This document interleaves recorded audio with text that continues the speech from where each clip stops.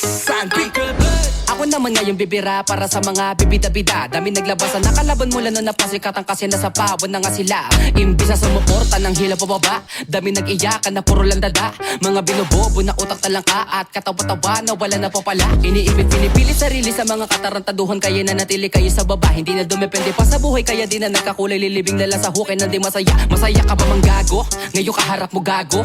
Ngayon sino sa ating gago? Mga barako ay klaro.